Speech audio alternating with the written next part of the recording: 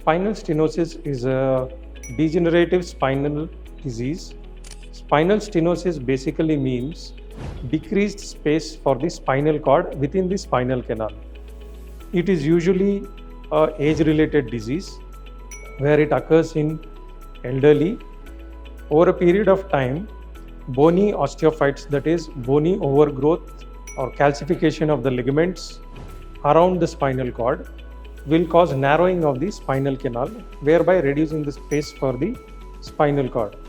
These bony excrescences or calcification of the ligaments, they will compress the spinal cord and the spinal nerves originating from the spinal cord, causing pain, numbness and weakness, upper limbs, lower limbs, body.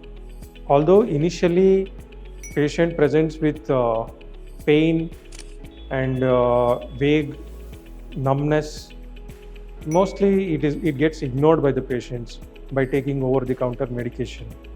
Over a period of time, this spinal canal stenosis progresses, and progressively it causes narrowing of the spinal canal.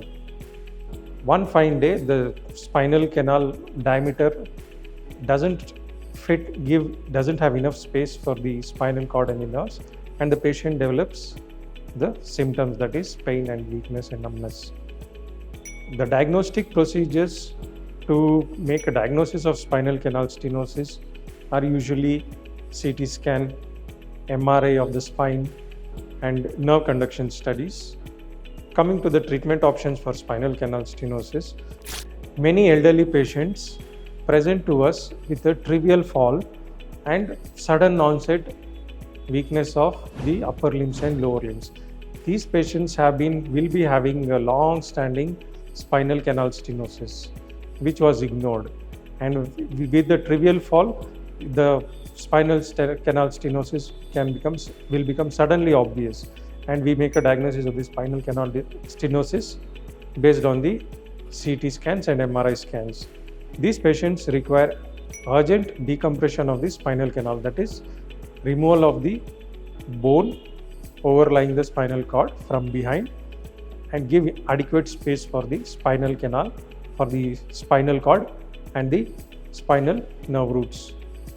This is with respect to the cervical spine canal stenosis. Lumbar spinal canal stenosis, again the treatment is the same, more or less the same, where we decompress and give adequate space to the spinal cord and the nerve roots by removing a part of the bone overlying the spinal cord from behind, and in case required, we will stabilize the spine with the help of titanium implants. All of these procedures require advanced techniques with the help of neuronavigation and neuromonitoring. In the post-operative period, patient is given adequate rehabilitation, wherein patient is mobilized, made to walk with support, and over a period of time, patient is allowed to walk by himself. And of course, the patient needs to be under regular follow-up to determine if there is any recurrence of the spinal canal stenosis.